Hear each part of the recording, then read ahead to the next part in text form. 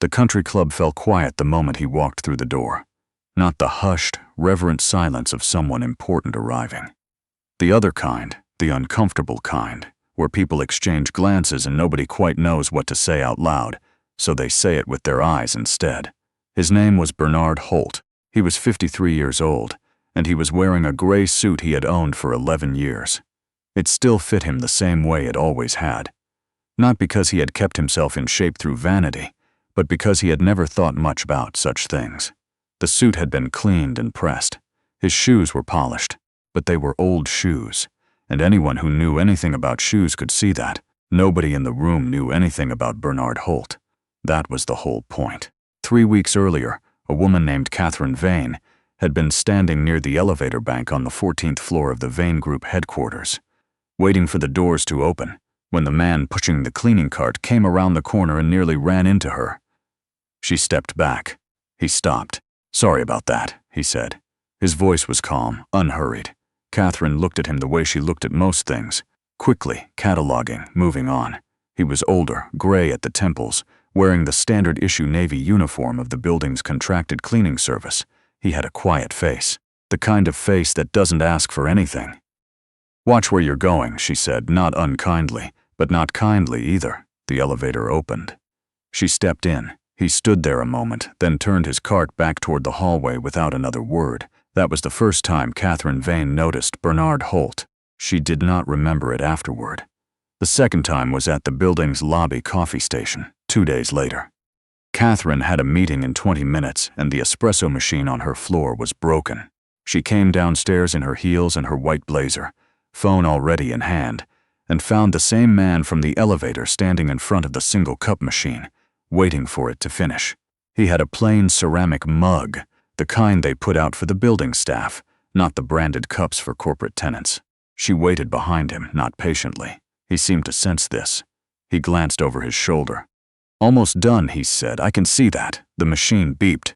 He took his cup, stepped aside, and gestured toward the machine with a small nod. No hurry to his movements, no apology either, beyond what was necessary. Catherine made her espresso. When she turned around, he was already gone, sitting at the far end of the lobby on one of the maintenance benches, drinking his coffee slowly, looking out through the glass at the street. She noticed, without wanting to, that he seemed completely at ease. The third time happened in a way Catherine Vane had not planned for. She had been on her phone, walking back from a lunch that had gone longer than expected, and she rounded the corner near the loading dock just as Bernard was on his way out, a folded newspaper under one arm, car keys in hand. He was heading toward the employee parking area, which Catherine had never once visited in 7 years of owning this building. "Hey," she said, because something about the way he moved, unhurried, unaffected, had caught her attention in a way she couldn't explain and didn't particularly like. He stopped, looked at her.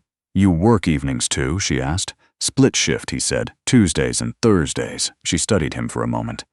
There was something about his eyes, not challenging, not deferential, just steady. "What's your name?" "Holt," he said. "Bernard Holt." She tilted her head slightly.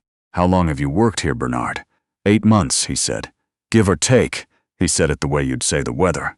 No complaint in it, no performance either. Catherine's assistant, a young woman named Jessie Park, appeared at her elbow with a tablet, Missums. "Vane, you're 3 o'clock, I know." Catherine looked at Bernard a moment longer than she needed to. Then she said, the way she said things when she was testing the temperature of a room, "My engagement party is Saturday, the Whitaker Club on Laurel Drive. You should come." She smiled, a smile that her board members would have recognized as decorative. "Bring that suit you wore to the holiday thing last December." She had never seen him at any holiday event. She didn't know if he owned a suit. She was doing what she sometimes did, which was say something mildly cutting dressed up as something friendly and watch what people did with it. Jessie glanced at him with a small, embarrassed look. Bernard Holt didn't flinch. He just nodded once, the same nod he'd given her at the coffee machine, and said, "I'll keep that in mind." He walked to his car, which was a 2009 Buick with a dent in the rear quarter panel, and drove away. Catherine watched him go. Then she put the whole thing out of her mind. She told the story at dinner that night. Her fiancé, a man named Preston Graves, laughed first. He was in commercial real estate, well-dressed, and very good at laughing at the right moments. Her friend Caitlin Drake laughed after him, and then the whole table was laughing. Not meanly, or so they told themselves, but with the comfortable ease of people who have never had to wonder whether they belong somewhere. "You actually invited the janitor?" Caitlin said. "I didn't invite him. I said he should come." Catherine speared a piece of asparagus. "There's a difference." "He won't show up," Preston said, pouring himself more wine. "People like that never do." But he did. He arrived at 6:47 on a Saturday evening, 13 minutes before the party was scheduled to begin. He had driven himself.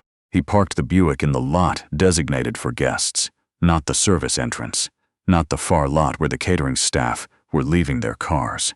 And he walked up the front steps of the Whitaker Club the same way he did everything else, without announcement, without hurry, without looking around to see if anyone was watching.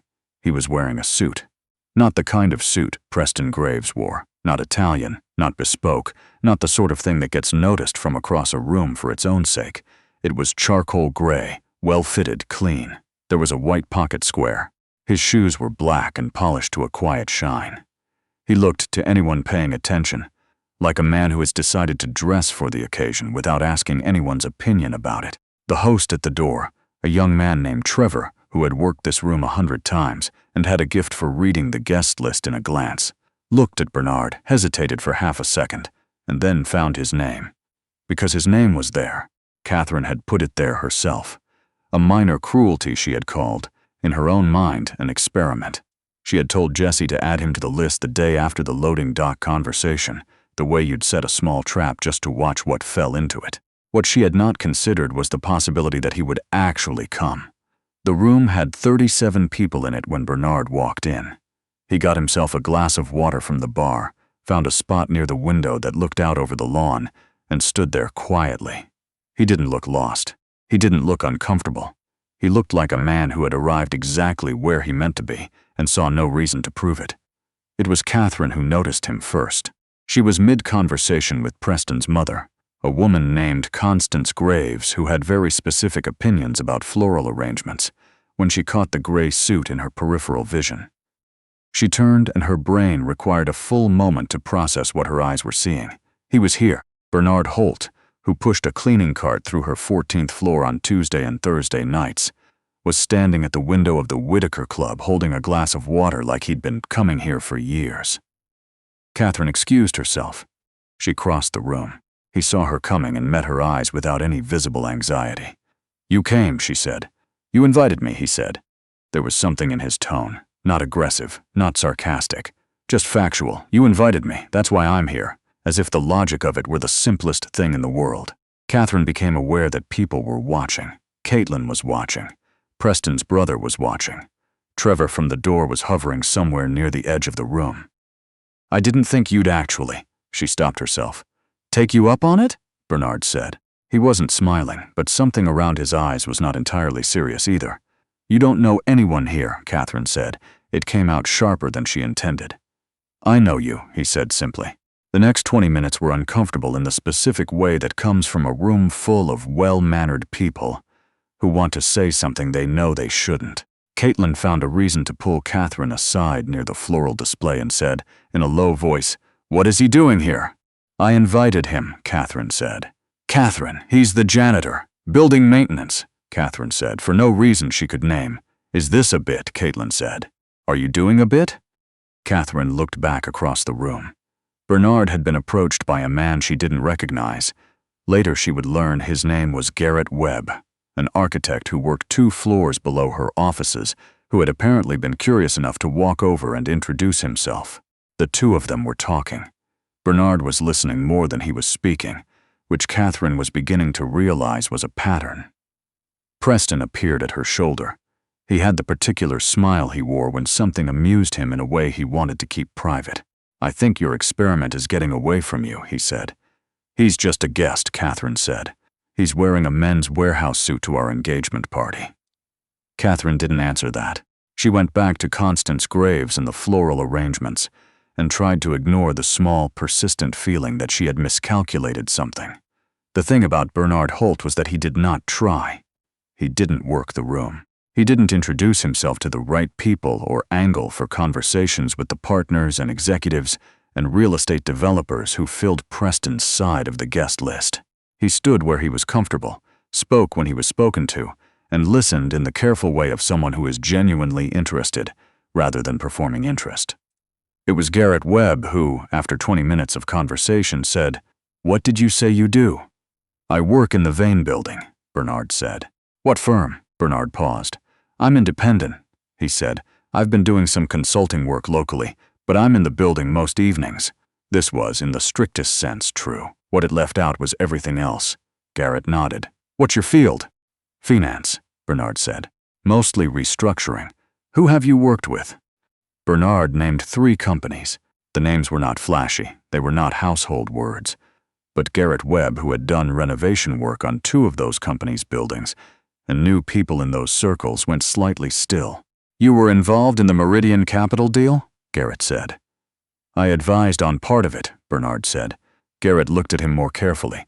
Bernard looked back at him the same way he always looked at people, steadily, without urgency. "How long have you been at the Vane building?" Garrett asked. 8 months, Bernard said. He didn't elaborate. He never elaborated. Garrett Webb would think about that conversation for days afterward. Catherine found out by accident, the way you find out the things that change the quality of a room when you remember them later. She had stepped out onto the terrace for air. The party had reached the warm, noisy middle of itself, and she needed a moment when she heard 2 voices near the hedge. One was Garrett's. The other was a woman named Helen Cross, who ran a mid-size investment firm and who Catherine respected more than almost anyone on Preston's guest list. "Do you know who that man is?" Helen was saying. "I know what he told me," Garrett said. "Bernard Holt. He said he did consulting work." "Bernard Holt," Helen said. Then, "The Bernard Holt?" Apparently. A pause. "He's been cleaning offices," Helen said. "He didn't say that," Garrett said. "He said he worked in the building." "Garrett," Helen said, and her voice had something in it Catherine had never heard from her before, which was something close to awe. "Bernard Holt sold his firm in 2019 for just under $300 million. He restructured Meridian. He turned around the Ashford Group. The man has been written about in the Journal twice. He does not need to work anywhere." Another pause. "Then what is he doing here?" Garrett said. "I have absolutely no idea," Helen said. Catherine stood very still on the other side of the hedge. The string quartet had started inside. She could hear glasses and conversation and the sound of her engagement party continuing without her, and all she could think about was a man with a cleaning cart coming around a corner and saying sorry about that in a voice that didn't need anything from anyone. She went back inside. She found him near the bar, alone again, finishing his water. The room had shifted slightly in that invisible way. Rooms shift when information moves through them. A few people glancing at him differently. A few more conversations happening in lower voices. Catherine walked up to him and stood there for a moment before she said anything. He waited. He was patient in a way that had nothing to do with submission. "I heard something interesting," she said. He looked at her steadily. "People hear things," he said. "Helen Cross knows who you are." "Helen's thorough," he said. "She always has been." Catherine felt something she didn't like, which was the feeling of the floor not being where she expected it. She had built a company. She had built this company, had taken a family firm that was losing money, and turned it into something that generated $40 million in annual revenue. She was not easily unsteady. But she looked at this man, who had accepted her mocking invitation and shown up, who had stood in her party and talked to architects and been recognized by one of the sharpest financial minds Catherine knew. And she felt, for the first time in a long time, that she had misread something badly. "Why are you here?" she asked. "You invited me," he said for the second time. But this time there was something else in it. Not an accusation, something quieter than that, more like a question offered back. She had invited him, yes. The way you invite someone you expect won't come. The way you extend something you don't mean, wearing a smile that says, "I am better than you, and I can afford to be generous about it." And he had come anyway. Not to embarrass her, not to prove anything, simply because someone had said the words and he had decided to take them at face value. "Why do you work there?" she said. "You don't need to." Bernard was quiet for a moment. He set his empty glass down on the bar. "I had a rough few years," he said finally. "After I sold the firm, I didn't know what to do with myself. I tried a few things." He paused. "A neighbor of mine, older woman, Lives alone. She was telling me about how the cleaning contract in her office building had cut staff and the building was starting to suffer. Her words. She asked if I knew anyone who could help. He almost smiled.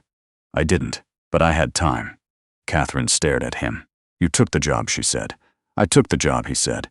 I liked having somewhere to be in the evenings. The work is honest. The people I work with are good people. He said it without sentimentality, just as a report of what he had found. I'm not interested in being important anymore. I did that. It was fine. This is also fine. Catherine looked down at her champagne. She thought about the way she had stood at the loading dock and said, "You should come," wearing her smile like a small private joke. She thought about the table at dinner that night, everyone laughing. People like that never do. I owe you an apology, she said. She said it quietly, which was not how Catherine Vane usually said things. Bernard shook his head, not dismissing the apology, just declining to make a production of receiving it. You didn't know, he said. That's not really the point, she said. I didn't know. And I still. She stopped, started again. I was unkind. I didn't think it counted because I didn't think you'd show up. A lot of people think that, Bernard said, that it doesn't count if no one sees it. He wasn't angry. He wasn't delivering a lesson. He was just saying a true thing in the way he said everything, plainly, without cruelty, without the need for her to feel any particular way about it. Catherine stood there with that for a moment. For what it's worth, Bernard said, your building has a broken light in the east stairwell on 11. Has been for about 3 weeks. Maintenance put in the ticket, but it got lost somewhere. You should follow up. It was such an ordinary thing to say. Such a specific, practical, unbothered thing. Catherine almost laughed. I'll look into it, she said. He nodded. Enjoy your party, he said. And he meant it. She could tell he meant it, and somehow that made it worse and better at the same time. He left at 8:30. She watched him go from across the room, the charcoal gray suit moving through the crowd without hurry, stopping to say something brief to Garrett Webb on his way to the door, collecting his coat from the attendant with a quiet thank you. Preston came to stand beside her. He's leaving, Preston said. I know, Catherine said. Did you talk to him, yes? Preston waited for her to say more. She didn't, for a long time. Then she said, Did you know Helen Cross was almost a client of his? Years ago, she said she should have signed with him when she had the chance. Preston was quiet. She said the man never once tried to impress anyone in his life, Catherine said. She said that was the thing about him. He never needed to. Outside, through the tall windows of the Whitaker Club, they watched the lights of the old Buick come on in the parking lot. The car sat there for a moment, unhurried, as everything about the man was unhurried, and then pulled slowly out into the evening and was gone. The following Tuesday, Catherine Vane arrived at the office early. She asked Jessie to track down the maintenance ticket for the east stairwell light on the 11th floor. Jessie found it in under 10 minutes, Miss Field. Just as Bernard had said, she had it fixed by noon. At some point in the afternoon, she found herself walking past the 14th floor hallway where the cleaning carts were stored near the supply closet. She wasn't sure why she'd come this way. The hall was empty and quiet. She thought about a man who had built something worth $300 million, and then decided, when it was over, that honest work in the evenings was also fine, who had taken a mocking invitation at face value and shown up in a polished old suit and stood in a room full of strangers without apology or performance, and left when he was ready to leave, and said enjoy your party, and meant it. She had spent 7 years building something she was proud of. She had learned along the way how to read a room, how to manage perception, how to make sure that the distance between herself and the people below her on whatever invisible chart she carried in her head remained legible and intact.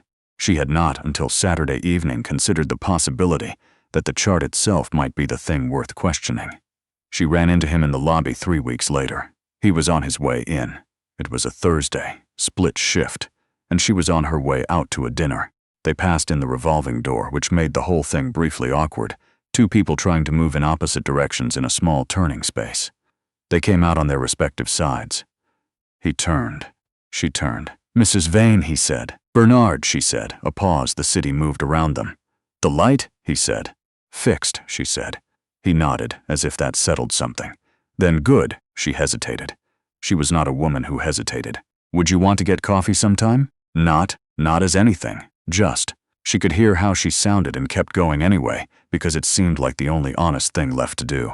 "I think I'd like to have a real conversation with you." Bernard looked at her for a moment, the same steady look, the same eyes that didn't ask for anything and didn't perform anything. "Sure," he said.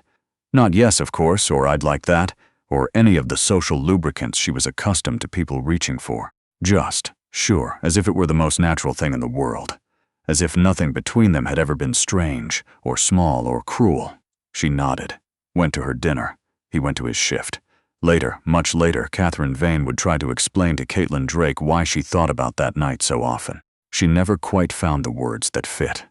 The closest she got was this, that the most useful thing she had learned, in all her years of building something from the ground up, was not strategy or leverage or the art of reading a room. It was the thing Bernard Holt had demonstrated by simply showing up in an 11-year-old suit and standing at a window with a glass of water, comfortable in his own skin in a room full of people who had decided, without knowing a single true thing about him, that he didn't belong there. The lesson was not that you should never judge people. Catherine was a businesswoman. She judged people constantly. It was how she survived. The lesson was that you could be wrong, completely, quietly, thoroughly wrong. And the dignified thing, the only worthwhile thing, was to notice it when it happened, and say so, and try to be a little less certain the next time. She did not become a different person, but she became, in some small way, a more careful one, and the east stairwell light on the 11th floor stayed fixed.